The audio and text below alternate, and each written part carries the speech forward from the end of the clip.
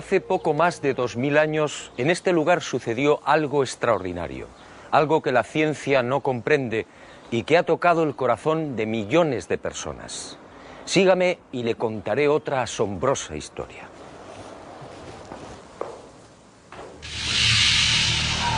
Todo empezó con el ajusticiamiento de un hombre. Fue brutalmente torturado. Fue azotado. Cargó un pesado madero hasta el lugar de ejecución. Fue clavado por las muñecas y pies y murió en la cruz. Y fue sepultado.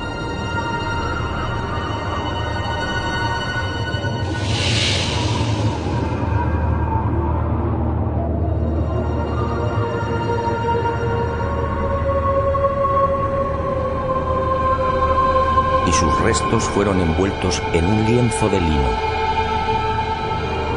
Y al poco de morir, algo singular y extraordinario acaeció en el interior de la sepultura.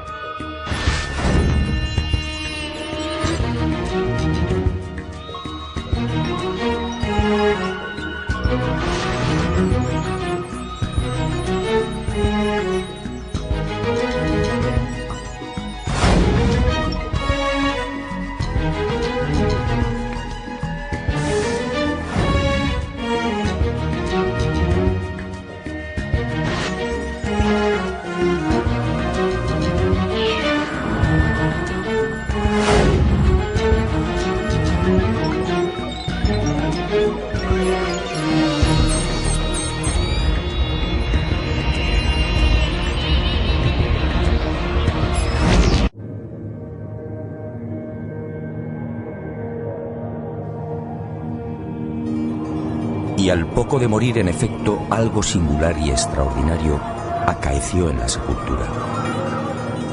En aquel lienzo, nadie sabe cómo, quedó dibujada la imagen de un hombre muerto. Esa espectacular imagen recibe hoy el nombre de síndone o sábana santa. Sin duda, uno de los grandes misterios a los que se enfrenta la ciencia.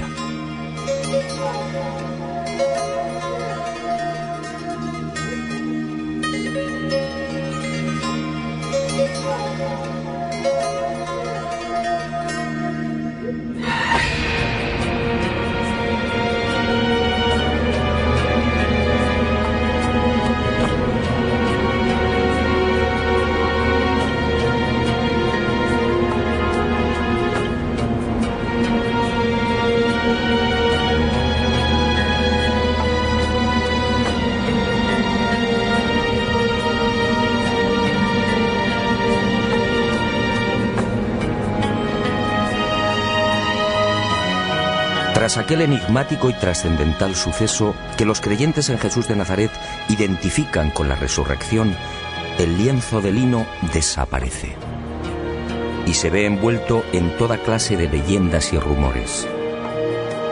Eusebio de Cesarea, por ejemplo, insinúa que la sábana fue sacada de Jerusalén antes del asedio por las legiones romanas de Tito.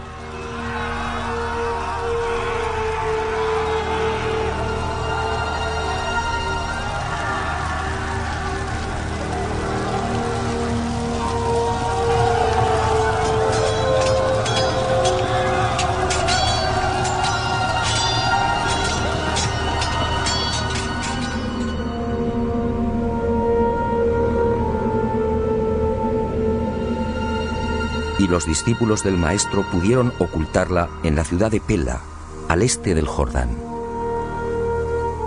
Los evangelios apócrifos, en cambio, señalan otro destino y narran la historia de un rey sirio, Apgar, enfermo de lepra, que al saber de los prodigios de Jesús le ruega que lo cure. En una más que supuesta carta, Jesús responde anunciándole que una vez cumplida su misión enviará a Edesa, la actual ciudad turca de Urfa, a uno de sus discípulos para sanarle. Y la tradición asegura que Apgar, al envolverse en la sábana santa, quedó curado.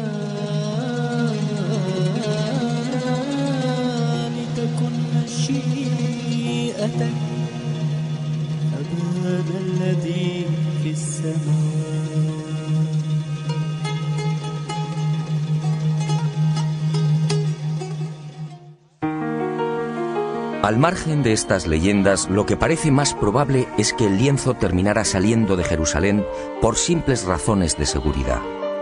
Como es sabido, la ley mosaica prohíbe el contacto con cadáveres o con restos funerarios. Este era el caso de la sábana santa. En opinión de muchos exégetas, los discípulos de Jesús, al hacerse con el lienzo mortuorio, se vieron en la necesidad de trasladarlo lejos de Israel, ocultándolo en alguna de las nacientes comunidades cristianas de Asia Menor. Y Edesa fue el lugar elegido, quién sabe si por la protección del mítico rey Apgar.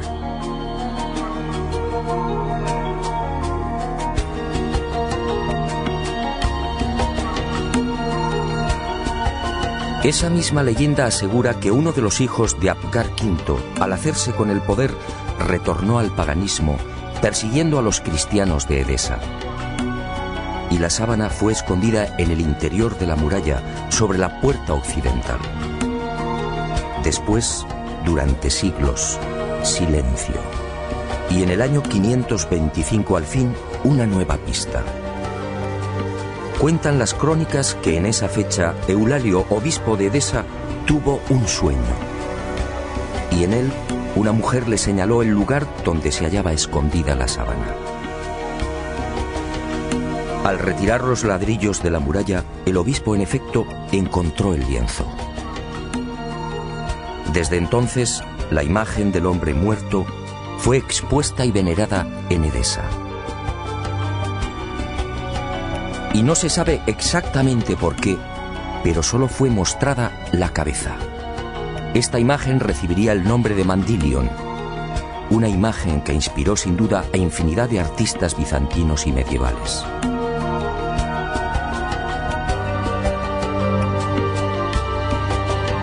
Y durante 400 años el lienzo permaneció en Edesa, pero su fama llegó hasta los confines de la cristiandad. Y en el año 944 el supersticioso emperador de Bizancio, Romano Lecapeno, tomó la decisión de apoderarse del Mandilion. Suponía que así, con la sábana en su poder, obtendría la protección divina. Y un poderoso ejército rodeó Edesa. La sagrada reliquia una vez más sería causa de muerte y sufrimiento. Finalmente, Edesa se rindió y el Mandilion entró triunfante en Constantinopla. Era el 16 de agosto del 944. Allí, en la iglesia de Santa María de Blanquernas, fue expuesta a los fieles todos los viernes. Robert de Clary, soldado y cronista de la mal llamada Cuarta Cruzada, dejó testimonio de ello. Había en Constantinopla, entre otros, un monasterio que se llamaba Nuestra Señora Santa María de Blanquernas, donde se conservaban las síndones en que nuestro Señor fue envuelto, que cada viernes se mostraba vertical, de modo que se podía ver bien la figura de nuestro Señor. Y de nuevo la guerra y el fanatismo religioso silenciaron el ya arduo peregrinaje de la sábana. En la noche del 9 al 10 de abril de 1204, los cristianos atacan Constantinopla. La ciudad arde y la síndone desaparece. No existen documentos que certifiquen su nuevo destino y los nuevos propietarios, pero todo señala a los caballeros templarios como los custodios del lienzo, al menos durante un siglo. No es ningún secreto que la Orden del Temple se funda, entre otras razones, para tratar de reconquistar Tierra Santa y, sobre todo, para poner a salvo determinados símbolos y objetos religiosos. Entre los más importantes, el cáliz de la Última Cena, el Arca de la Alianza y, sobre todo, la Sábana Santa.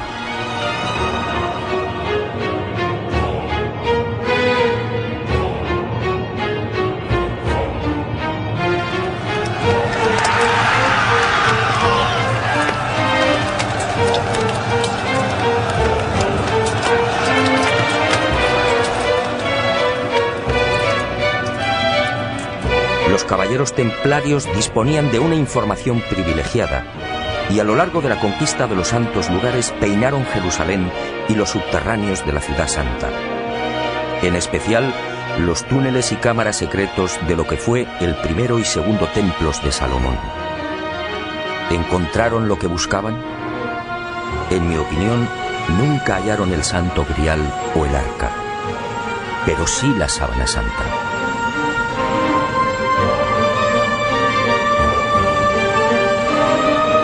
Se sabe que las múltiples reliquias reunidas por los templarios permanecen en la fortaleza de San Juan de Acre, en la costa norte del actual Israel, hasta 1291.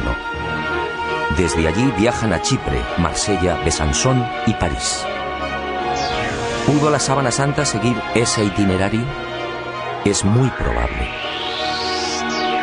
Uno de los indicios que apunta a los templarios como los secretos propietarios de la síndone durante 145 años es la acusación por parte de la Santa Sede de venerar a un extraño rostro al que llamaban Baphomet, un rostro sospechosamente parecido al de la Sábana Santa. Esta, entre otras, sería la causa de la persecución y encarcelamiento de la poderosa orden templaria. En la noche del 6 de octubre de 1307, pocas horas antes de la caída de la cúpula templaria, un carro abandona la fortaleza del Temple en las afueras de París. El hombre que lo conduce se protege con una sábana. Los soldados de Felipe IV el Hermoso registran la carga de paja, pero no encuentran nada. Y la síndone que protege al conductor es puesta a buen recaudo. 7 años después, en 1314, Jacques de Molay, gran maestre de la orden templaria, y Godofredo de Charny, su lugarteniente y comendador de Normandía, son quemados vivos en una pequeña isla del Sena. La Sábana Santa sigue sin aparecer, pero sería por poco tiempo. En 1349, 42 años después de la caída del Temple, por orden del Papa Clemente V y del suceso del carro, otro Godofredo de Charny, señor de Lirey, saca a la luz el lienzo con la imagen del hombre muerto. Parece claro que ambos Godofredos de Charny eran parientes. ¿Pudo quedar la sábana en poder del segundo señor de Lirey? Es lógico, ya que la síndone se encuentra bajo su protección.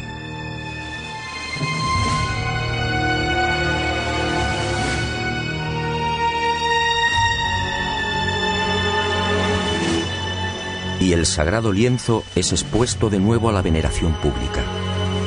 Pero el azaroso peregrinaje de la síndone no ha terminado.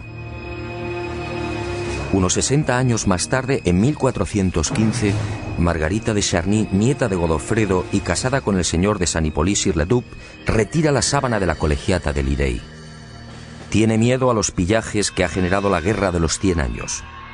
Y el lienzo es trasladado al castillo de San Hippolyte.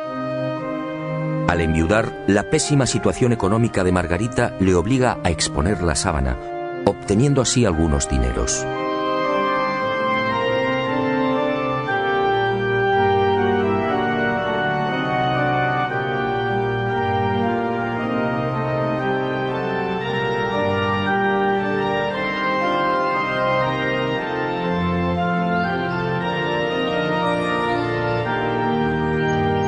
Las penurias económicas de Margarita de Charny se agudizan y finalmente se ve obligada a ceder el lienzo a la Casa de Saboya.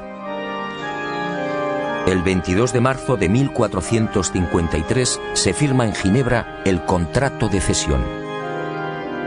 A partir de ese momento y hasta 1983, la síndone sería propiedad de los Saboya.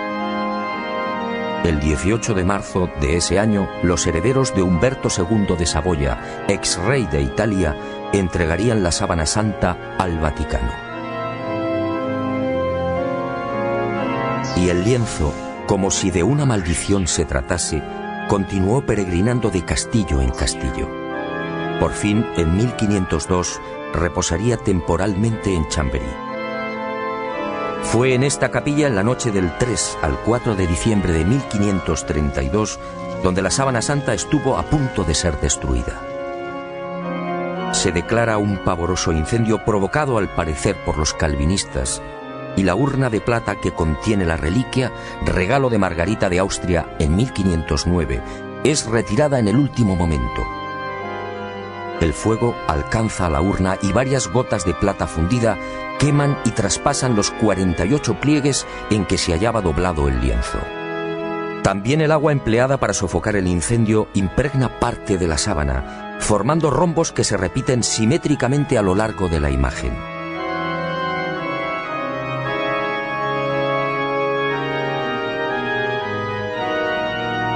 Y las monjas clarisas de Chambéry remiendan los desperfectos y cosen un forro en la parte posterior del lienzo.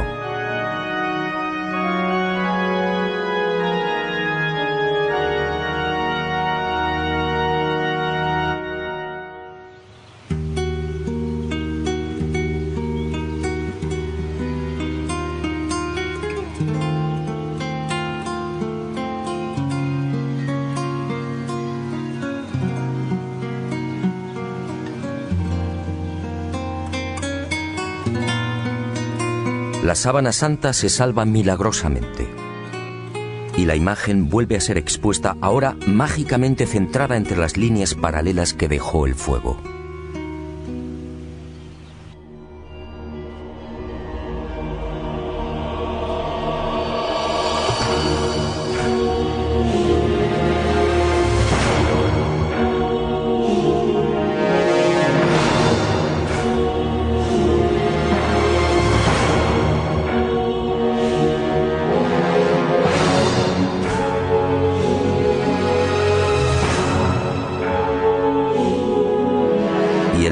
De la síndone toca a su fin. En 1578 se declara una epidemia de peste en Milán. San Carlos Borromeo, entonces cardenal de la ciudad italiana, hace una solemne promesa. Si desaparece la peste, caminará hasta Chambéry arrodillándose ante la síndone. La epidemia remite y el cardenal se dirige a Francia. Pero la Casa de Saboya, propietaria de la reliquia, se apiada de Carlos Borromeo y, para evitar que cruce los Alpes, traslada la sábana santa a mitad de camino entre Milán y Chambéry. Y el 8 de octubre de ese histórico 1578, el lienzo ingresa en la Catedral de Turín. Un siglo después, en 1694, pasaría a la capilla diseñada por Guarini, y allí ha permanecido hasta nuestros días.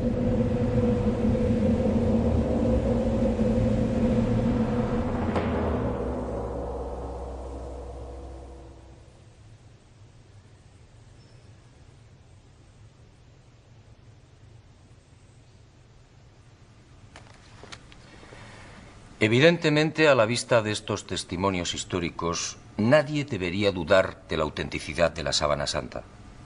Aún así, en septiembre de 1988, una noticia conmocionó al mundo. El carbono 14 arrojó una datación sorprendente. El tejido analizado, según dijeron, era medieval.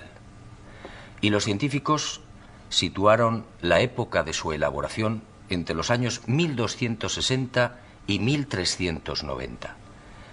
Esto, de ser cierto, significa sencillamente que la imagen del hombre muerto es una falsificación.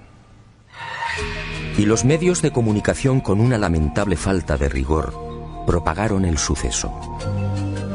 De inmediato, otros científicos reaccionaron, poniendo en tela de juicio la bondad del carbono 14.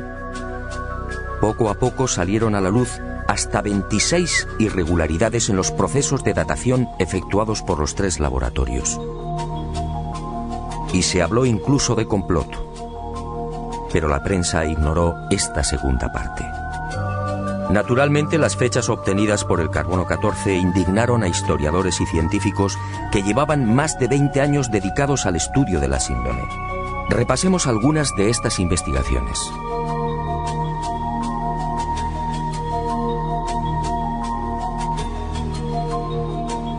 El fotógrafo turinés Secondo Pia recibe el encargo de la Casa de Saboya de tomar varias imágenes de la Sábana Santa. Son las primeras fotos de la síndone. Al revelar las enormes placas, el fotógrafo queda perplejo. Los negativos en realidad son un positivo. Y el mundo contempla por primera vez el auténtico rostro y la imagen real del hombre muerto. La síndone, por tanto, es un negativo fotográfico. ¿Había fotógrafos en los siglos XIII y XIV? Un primer grupo de expertos examina la síndone y toma muestras de los hilos de lino. Nuevas sorpresas. No hay pintura, tintes ni pigmentos. Nadie se explica la formación de la imagen. El profesor Raes del Instituto de Tecnología Textil de Gante analiza estos hilillos y descubre con el microscopio la presencia de fibras de algodón. En Europa no se tejió el algodón hasta finales del siglo XV. La síndone, además, fue tejida a mano y con una textura denominada espina de pescado, una modalidad que llegaría al viejo continente en ese mismo siglo XV. El lienzo, en definitiva, según Gilbert Raes, es idéntico a los confeccionados en el Medio Oriente en el siglo I. Y surge otra inevitable pregunta. ¿Cómo se las ingenió el falsificador de los siglos XIII o XIV para introducir en la urdimbre unas fibras de algodón todavía desconocidas en Europa? Médicos y antropólogos examinan también la figura del hombre muerto. Lo que ven les llena de admiración. Aquel varón de claro perfil caucásico fue un atleta. Altura 1,81 metros. Perímetro de la caja torácica 99 centímetros. Longitud de las piernas 94 centímetros. Extremidades superiores 82 centímetros. Altura de los hombros, medida entre los puntos acromiales, 45 centímetros. Perímetro máximo de las rodillas, 42 centímetros. Peso total alrededor de 80 kilos. Peso aproximado del cerebro, 1.492 gramos. Rostro estrecho, con rasgos semíticos. Raza blanca. En suma, un ejemplar casi perfecto de una extraordinaria belleza.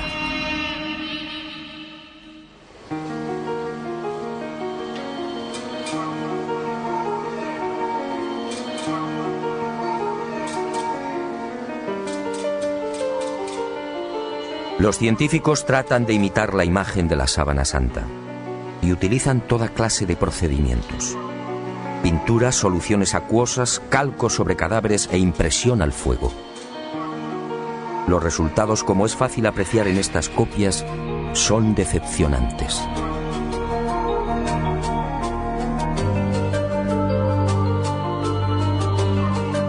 Ninguna de las imágenes obtenidas presenta la belleza, serenidad y perfección del hombre muerto. La duda sigue en el aire. ¿Cómo se las ingenió el supuesto falsificador para plasmar una figura tan precisa y delicada? Pero sigamos. Las sorpresas de los científicos apenas habían comenzado. En la noche del 23 de noviembre de 1973, Max Frey, palinólogo y experto en criminalística, tiene acceso a la Sábana Santa. Toma muestras del polvo adherido al lino y las analiza al microscopio electrónico.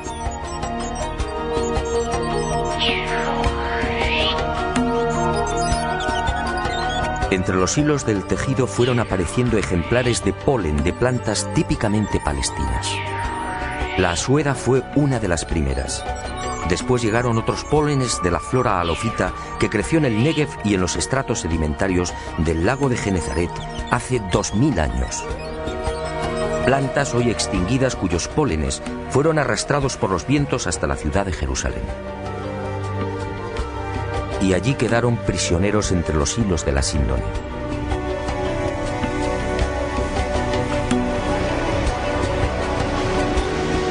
Después descubrió el polen del Linum mucronatum, una planta exclusiva de Turquía, otros 9 pólenes de la región de Anatolia y 12 especies que crecen en Francia e Italia. En total 22 pólenes que certificaban el peregrinaje de la Sábana Santa por Israel, Edesa, Constantinopla, Francia e Italia. En otras palabras, lo que ya sabíamos por la historia. Y vuelvo a preguntarme, si la síndone hace 2000 años recibió el polen de plantas de Israel, ¿cómo se las arregló el falsificador de los siglos XIII o XIV para obtener un polen ya extinguido? ¿Cómo pudo seleccionarlos si el microscopio no estaba inventado?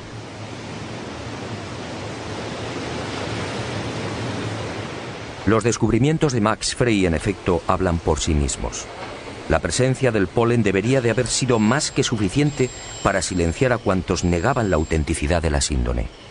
Pero el carbono 14 siguió eclipsando estos aplastantes hallazgos científicos. Tampoco era de extrañar al tratarse de la supuesta imagen de un dios.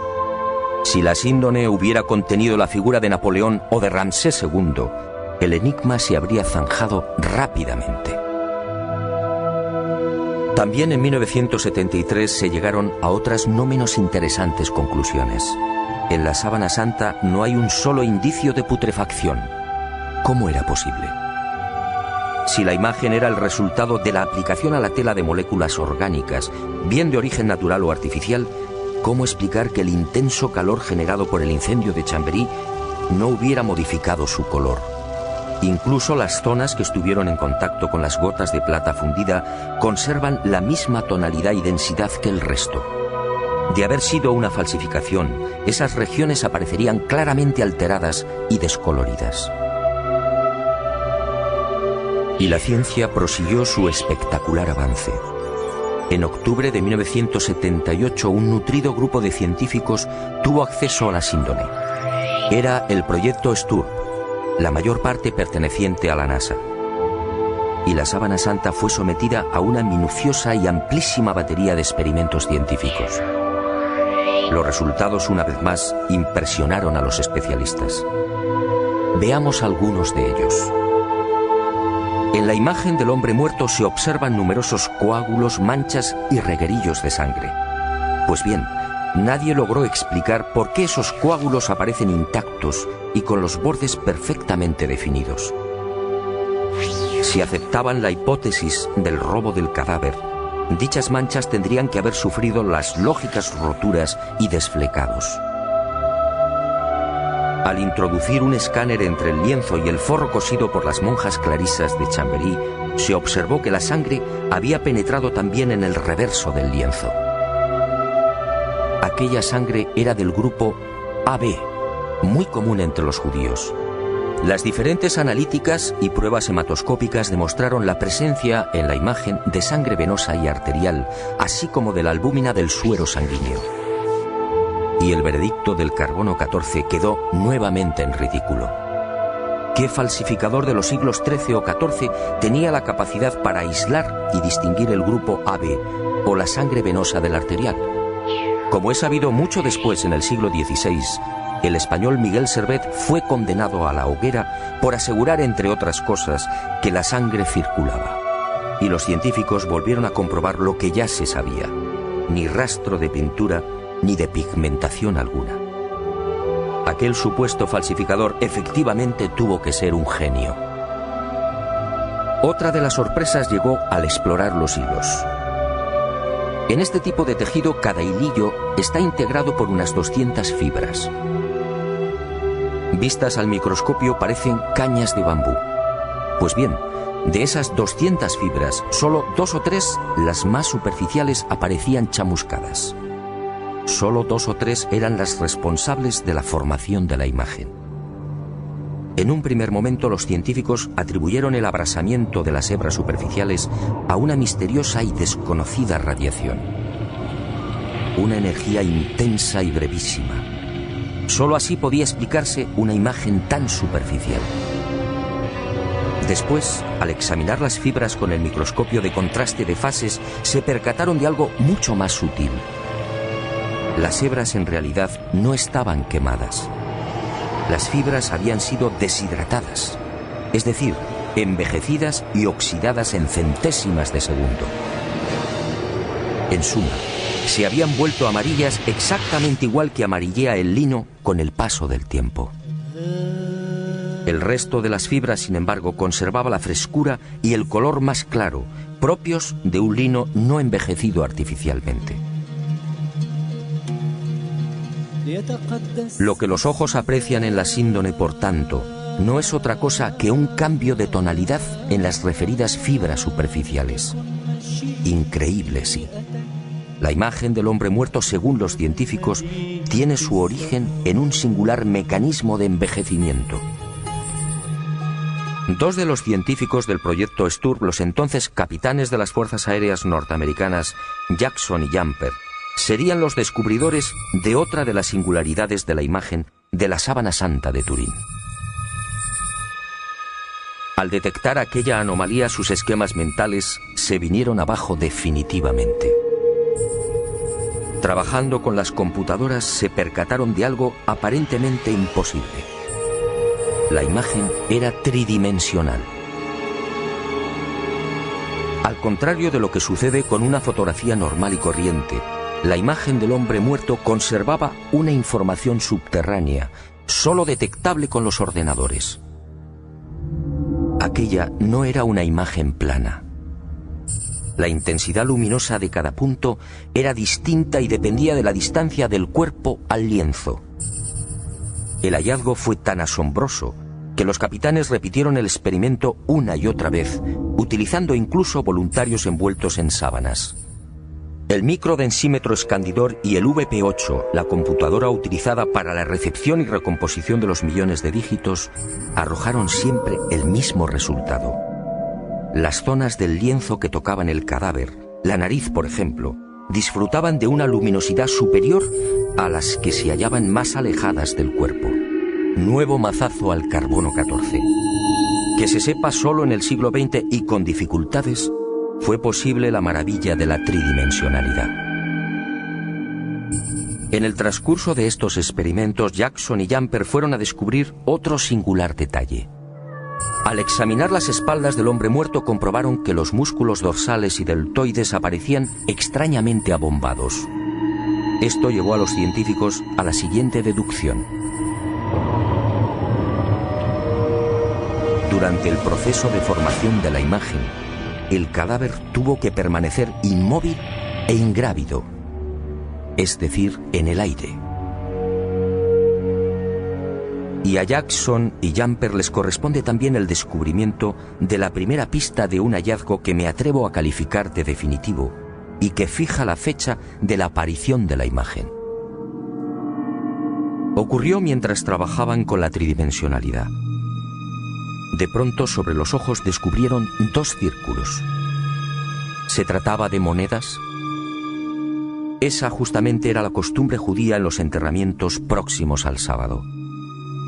Los párpados del difunto eran cerrados y sobre ellos se depositaban sendas monedas. Al poco, el padre Filas, jesuita norteamericano, redondeó el descubrimiento. Sus pesquisas entre los más destacados numismáticos dieron fruto. Las letras que se leen en uno de los círculos, Ukai, eran idénticas a las que presentan los leptones, unas pequeñas monedas de bronce de 2 gramos de peso y 15 milímetros de diámetro. Unas monedas acuñadas por Poncio en la provincia romana de la Judea entre los años 29 al 32. Ukai era parte de la leyenda Tiberiu Caesaris, es decir, de Tiberio César, el emperador que gobernaba en el año 30, fecha de la muerte de Jesús de Nazaret.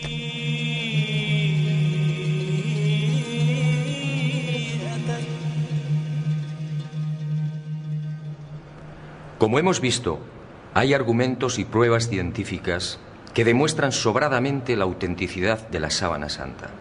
Alguien hace 2000 años, en aquel sepulcro, manipuló el tiempo e hizo desaparecer el cadáver. Una medida tan respetuosa como inteligente.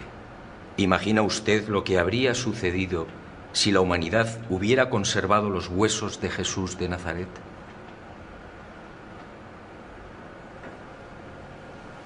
Y esa fuerza desconocida y poderosa que aceleró la descomposición del cadáver, envejeciendo la sábana, nos regaló también una fotografía única en la historia, una imagen que recuerda el horror padecido por aquel hombre. Sígame y se lo mostraré. Ah, y una advertencia. Quizá lo que se dispone a ver y escuchar no sea de su agrado, pero esa fue la verdad. También la medicina investigó la imagen del hombre muerto, y lo que halló causó pavor entre traumatólogos, internistas, forenses y anatomistas. Examinemos paso a paso aquella pasión y muerte. Cercana a la medianoche del jueves al viernes, aquel hombre se retiró a lo más frondoso del olivar. Y una profunda angustia lo clavó a tierra. El fortísimo estrés y quizá el miedo provocaron un singular fenómeno en su piel, la hematidrosis, un sudor sanguíneo que empezó a debilitarlo.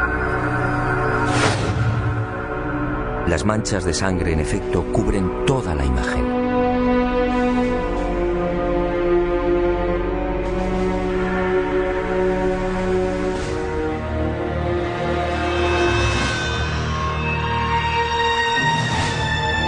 Y al estudiar el rostro, los médicos descubrieron otro detalle aterrador.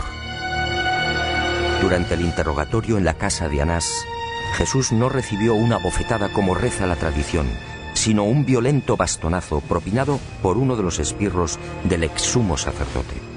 El palo, de unos 5 centímetros de diámetro, hundió la nariz y provocó un gran hematoma en el pómulo derecho. Así quedó reflejado en la síndone.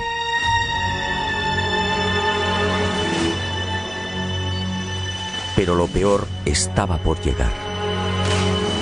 Al examinar las imágenes frontal y dorsal, patólogos y forenses palidecieron. Aquel hombre había sido flagelado brutalmente. Algunos expertos han contado 120 golpes. Otros creen que recibió alrededor de 200. Golpes secos, potentísimos, que afectaron incluso a los testículos y al coxis.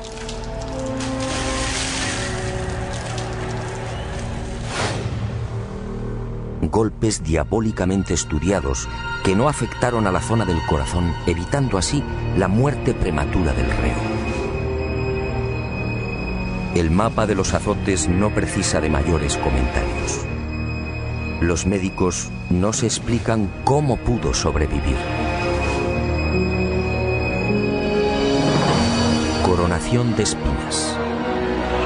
La soldadesca romana de la fortaleza Antonia fabricó un casco con la Potherium spinosum, una zarza muy abundante en Palestina. Un matorral armado de púas rectas y en forma de pico de loro, de hasta 6 centímetros de longitud.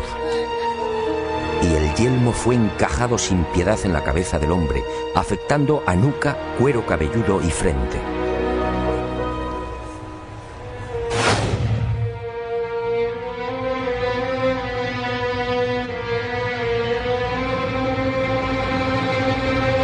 La hemorragia y el dolor fueron igualmente intensísimos.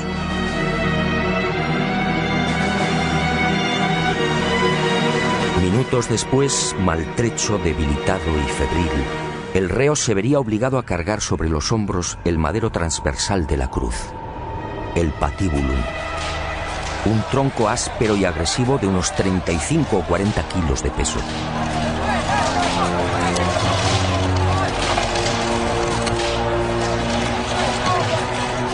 Fue amarrado con una cuerda que a su vez, tras rodear el tobillo, lo vinculó a los 2 terroristas que lo acompañaban hasta el lugar de ejecución.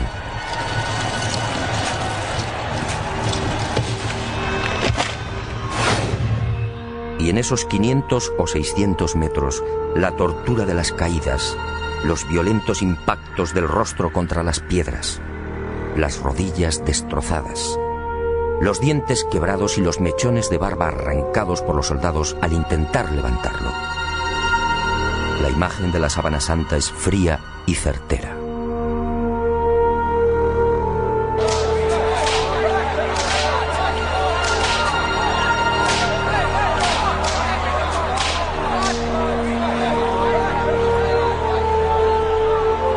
Sí, algo falló. Según los médicos, el largo clavo de hierro de unos 20 o 25 centímetros utilizado para clavar una de las muñecas debió tropezar con un nudo y fue retirado y martilleado de nuevo.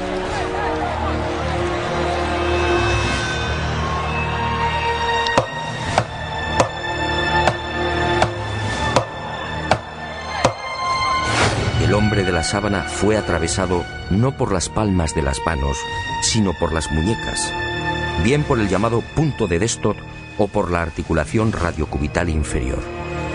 Los clavos rozaron el nervio mediano y provocaron la contracción de los dedos pulgares. Por eso no aparecen en la síndone.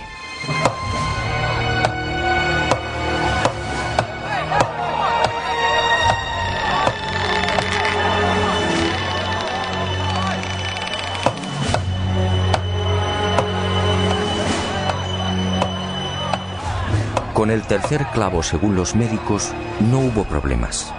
Entró limpiamente cosiendo ambos pies al madero vertical.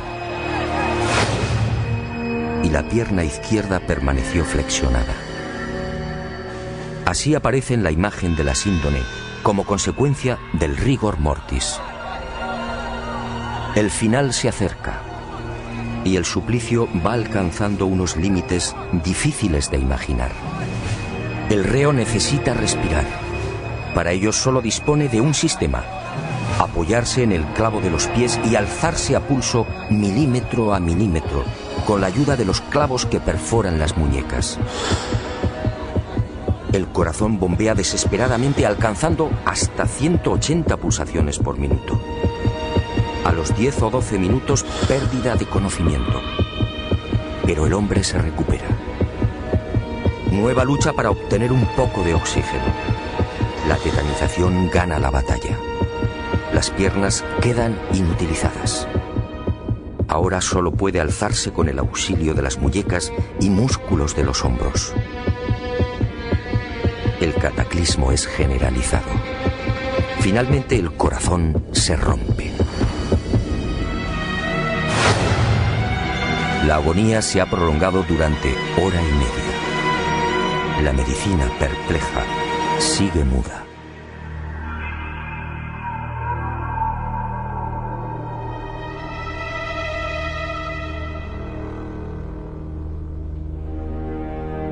Pero el espanto y la humillación no han concluido.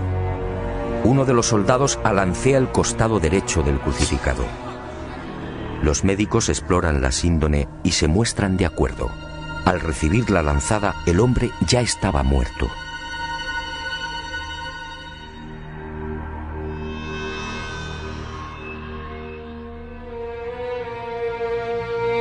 La lanza resbaló por encima de la sexta costilla, atravesó pulmón y corazón y abrió la aurícula derecha.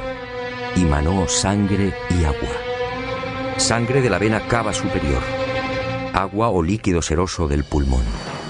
Después, en el descendimiento o en el traslado al sepulcro por efecto de la gravedad, la vena cava inferior se vació igualmente. Y ese reguero aparece también en la cintura del hombre muerto.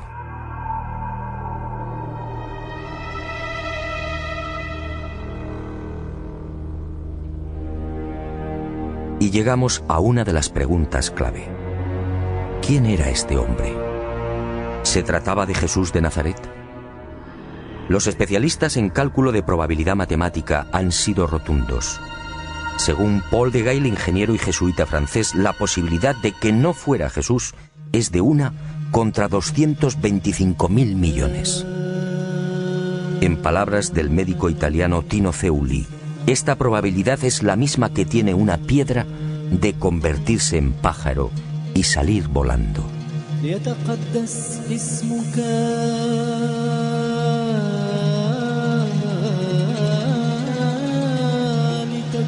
Efectivamente, esta imagen solo puede ser la del hombre que fue torturado y crucificado en Palestina hace 2000 años.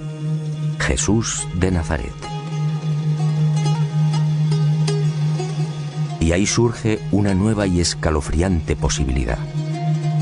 Algún día, a no tardar, la ciencia estará en condiciones de extraer de la sangre de la sábana santa una muestra de ADN. Entonces el mundo podría asistir a la clonación de aquel hombre muerto. La clonación de Jesús de Nazaret. Decenas o cientos de cuerpos físicamente idénticos al del Maestro.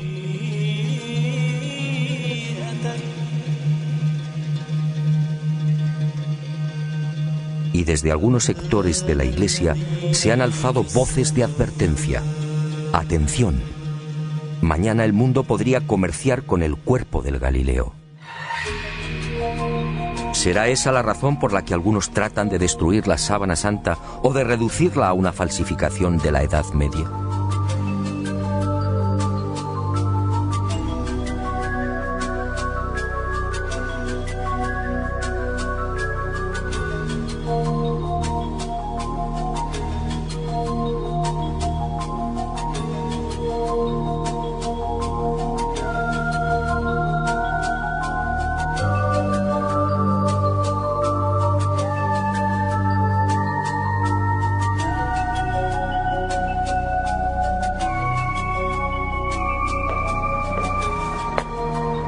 Ahora lo sé.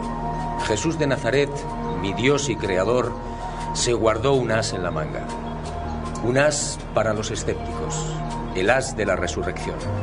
Algo que felizmente también le pasará a usted.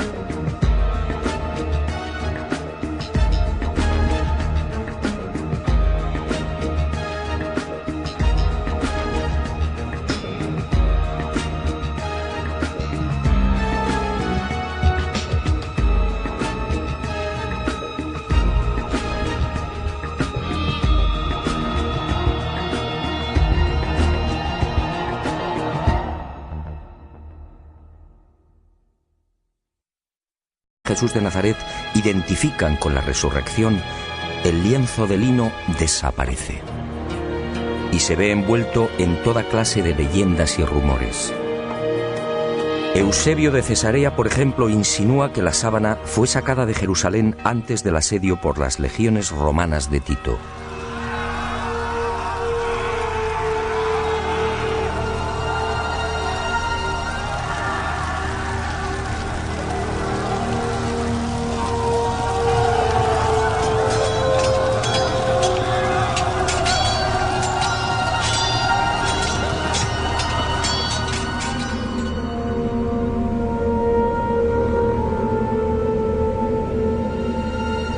y los discípulos del Maestro pudieron ocultarla en la ciudad de Pela, al este del Jordán.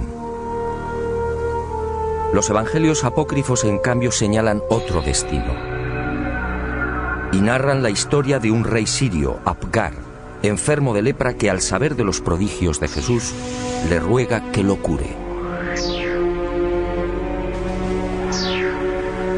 En una más que supuesta carta, Jesús responde anunciándole que una vez cumplida su misión enviará a Edesa, la actual ciudad turca de Urfa, a uno de sus discípulos para sanarle. Y la tradición asegura que Apgar, al envolverse en la sábana santa, quedó curado.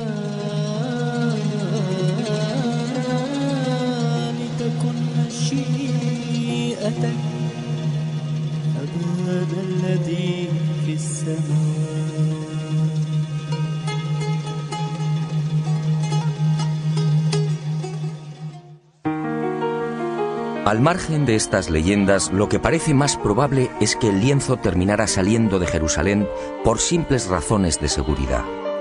Como es sabido, la ley mosaica prohíbe el contacto con cadáveres o con restos funerarios. Este era el caso de la sábana santa.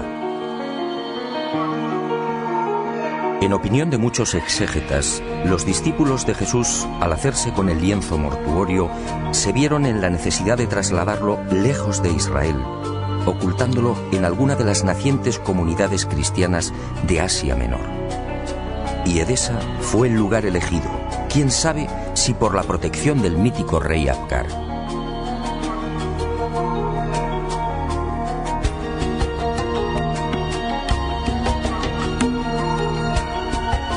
Esa misma leyenda asegura que uno de los hijos de Apgar V, al hacerse con el poder, retornó al paganismo, persiguiendo a los cristianos de Edesa. Y la sábana fue escondida en el interior de la muralla, sobre la puerta occidental. Después, durante siglos, silencio. Y en el año 525, al fin, una nueva pista. Cuentan las crónicas que en esa fecha Eulalio, obispo de Edesa, tuvo un sueño. Y en él, una mujer le señaló el lugar donde se hallaba escondida la sábana. Al retirar los ladrillos de la muralla, el obispo en efecto encontró el lienzo. Desde entonces, la imagen del hombre muerto fue expuesta y venerada en Edesa. Y no se sabe exactamente por qué, pero solo fue mostrada la cabeza. Esta imagen recibiría el nombre de Mandilion, una imagen que inspiró sin duda a infinidad de artistas bizantinos y medievales.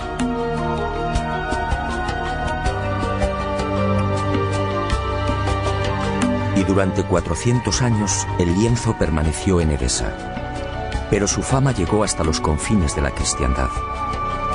Y en el año 944 el supersticioso emperador de Bizancio, Romano Lecapeno, tomó la decisión de apoderarse del Mandilion. Suponía que así, con la sábana en su poder, obtendría la protección divina. Y un poderoso ejército rodeó Edesa. La sagrada reliquia una vez más sería causa de muerte y sufrimiento. El suceso del carro, otro Godofredo de Charny, señor del Lirey, saca a la luz el lienzo con la imagen del hombre muerto. Parece claro que ambos Godofredos de Charny eran parientes. ¿Pudo quedar la sábana en poder del segundo señor del Lirey? Es lógico, ya que la síndone se encuentra bajo su protección.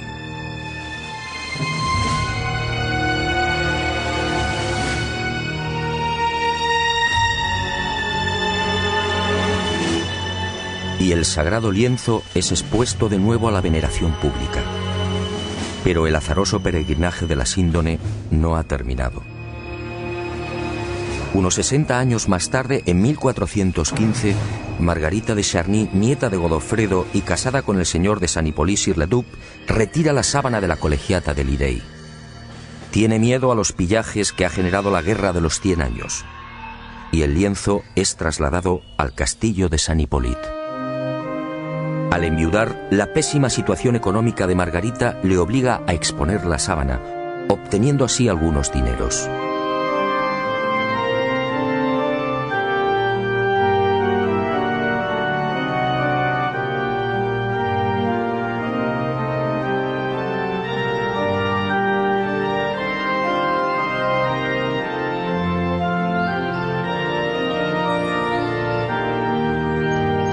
Las penurias económicas de Margarita de Charny se agudizan y finalmente se ve obligada a ceder el lienzo a la Casa de Saboya.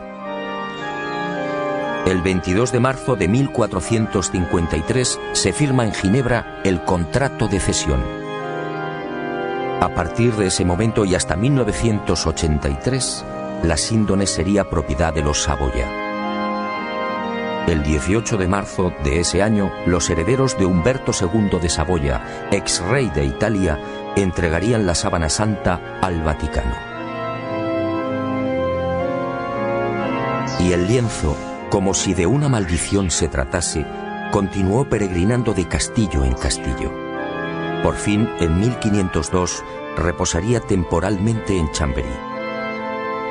Fue en esta capilla en la noche del 3 al 4 de diciembre de 1532 donde la sábana santa estuvo a punto de ser destruida. Se declara un pavoroso incendio provocado al parecer por los calvinistas, y la urna de plata que contiene la reliquia, regalo de Margarita de Austria en 1509, es retirada en el último momento. El fuego alcanza a la urna y varias gotas de plata fundida queman y traspasan los 48 pliegues en que se hallaba doblado el lienzo. También el agua empleada para sofocar el incendio impregna parte de la sábana, formando rombos que se repiten simétricamente a lo largo de la imagen.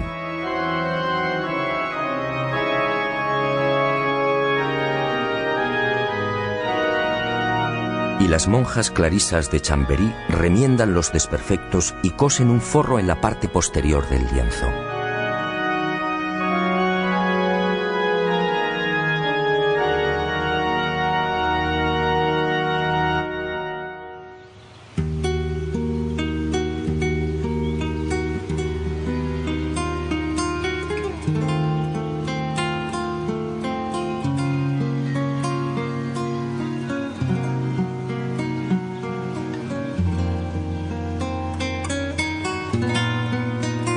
La sábana santa se salva milagrosamente y la imagen vuelve a ser expuesta, ahora mágicamente centrada entre las líneas paralelas que dejó el fuego.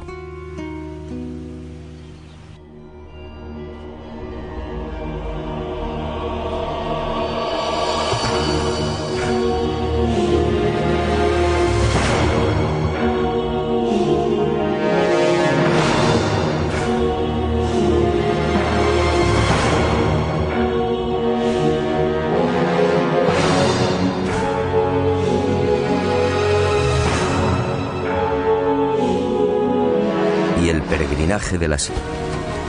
Finalmente, Edesa se rindió y el Mandilion entró triunfante en Constantinopla. Era el 16 de agosto del 944.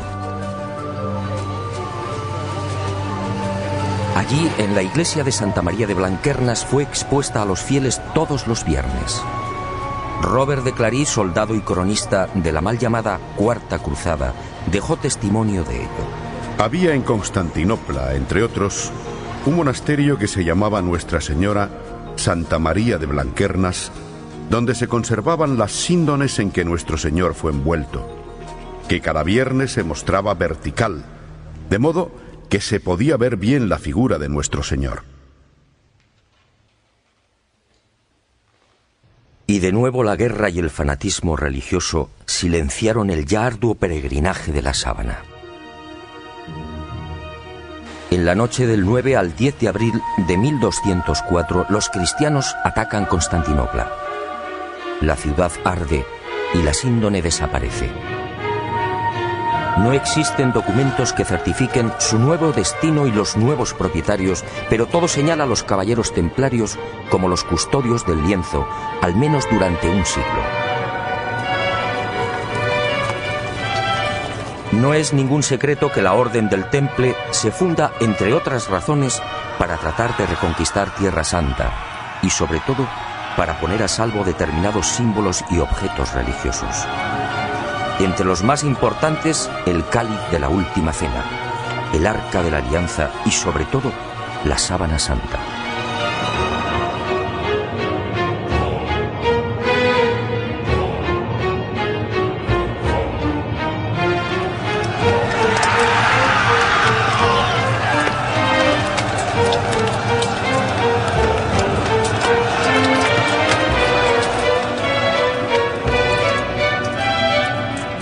Los caballeros templarios disponían de una información privilegiada y a lo largo de la conquista de los santos lugares peinaron Jerusalén y los subterráneos de la ciudad santa.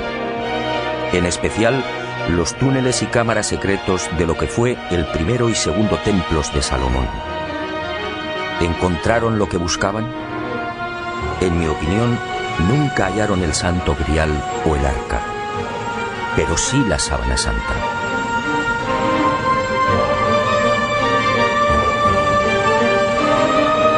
Se sabe que las múltiples reliquias reunidas por los templarios permanecen en la fortaleza de San Juan de Acre, en la costa norte del actual Israel, hasta 1291. Desde allí viajan a Chipre, Marsella, Besançon y París. ¿Pudo la Sábana Santa seguir ese itinerario? Es muy probable.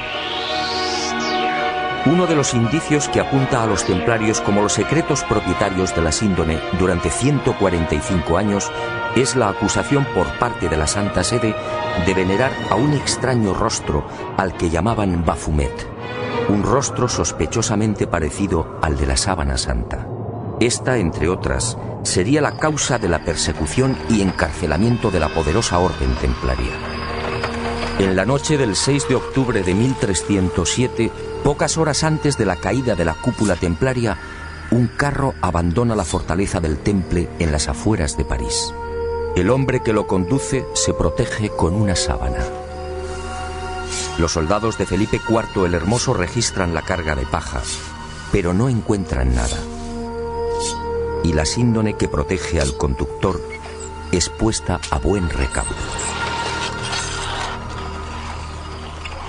7 años después, en 1314, Jacques de Molay, gran maestre de la orden templaria, y Godofredo de Charny, su lugarteniente y comendador de Normandía, son quemados vivos en una pequeña isla del Sena. La Sábana Santa sigue sin aparecer, pero sería por poco tiempo. En 1349, 42 años después de la caída del Temple, por orden del Papa Clemente V y de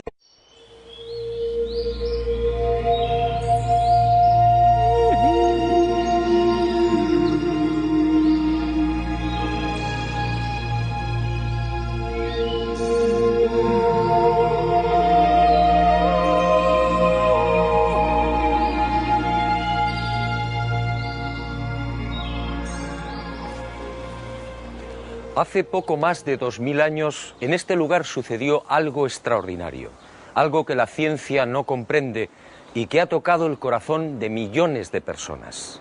Sígame y le contaré otra asombrosa historia.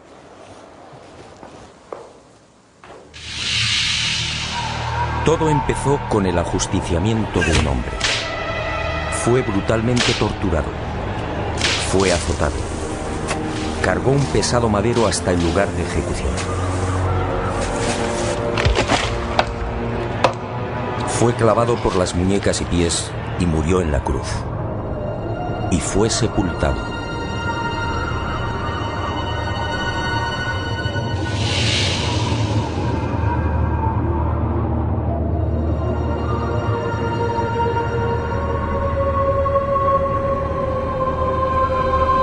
Y sus restos fueron envueltos en un lienzo de lino.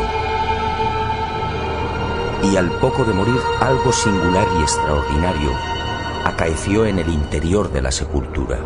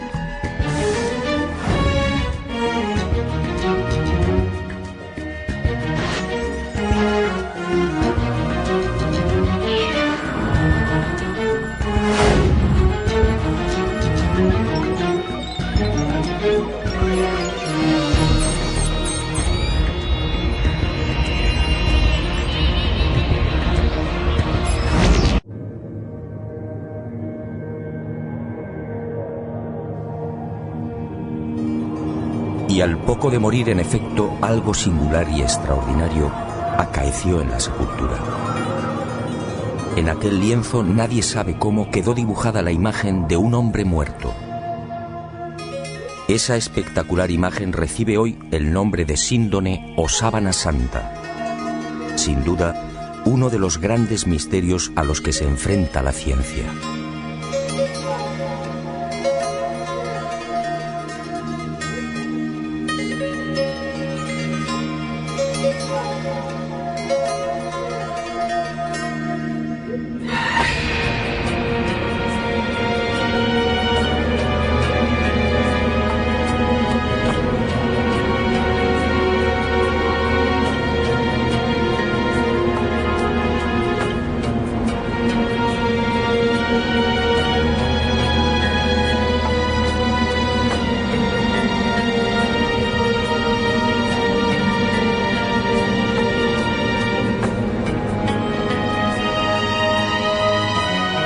Tras aquel enigmático y trascendental suceso que los creyentes en Síndone toca a su fin.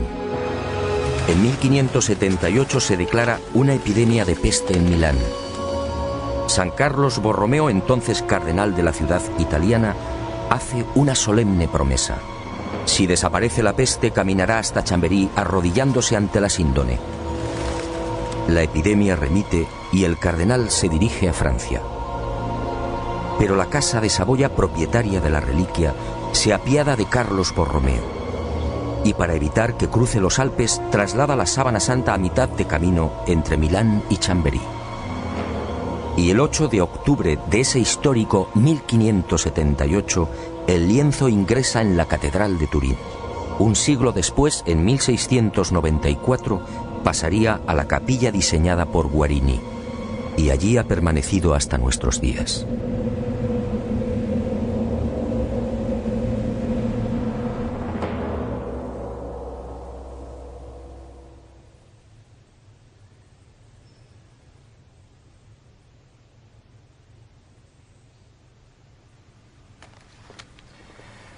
Evidentemente, a la vista de estos testimonios históricos, nadie debería dudar de la autenticidad de la sábana santa. Aún así, en septiembre de 1988, una noticia conmocionó al mundo. El carbono 14 arrojó una datación sorprendente. El tejido analizado, según dijeron, era medieval. Y los científicos situaron la época de su elaboración entre los años 1260 y 1390. Esto, de ser cierto, significa sencillamente que la imagen del hombre muerto es una falsificación. Y los medios de comunicación, con una lamentable falta de rigor, propagaron el suceso. De inmediato, otros científicos reaccionaron, poniendo en tela de juicio la bondad del carbono 14. Poco a poco salieron a la luz hasta 26 irregularidades en los procesos de datación efectuados por los 3 laboratorios. Y se habló incluso de complot. Pero la prensa ignoró esta segunda parte. Naturalmente, las fechas obtenidas por el carbono 14 indignaron a historiadores y científicos que llevaban más de 20 años dedicados al estudio de la síndone. Repasemos algunas de estas investigaciones.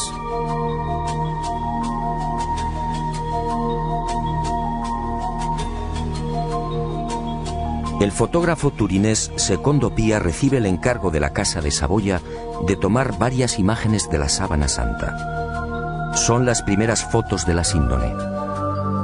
Al revelar las enormes placas, el fotógrafo queda perplejo. los negativos en realidad son un positivo. Y el mundo contempla por primera vez el auténtico rostro y la imagen real del hombre muerto. La síndone, por tanto, es un negativo fotográfico. ¿Había fotógrafos en los siglos XIII y XIV?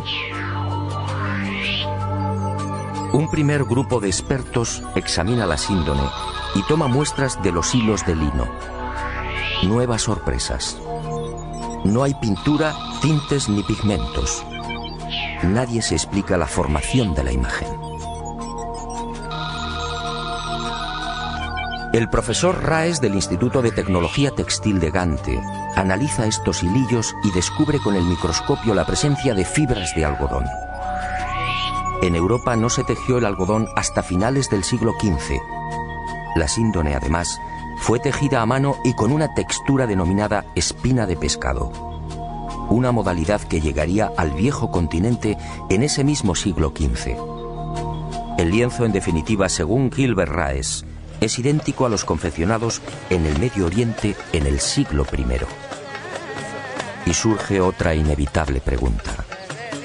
¿Cómo se las ingenió el falsificador de los siglos XIII o XIV para introducir en la urdimbre unas fibras de algodón todavía desconocidas en Europa? Médicos y antropólogos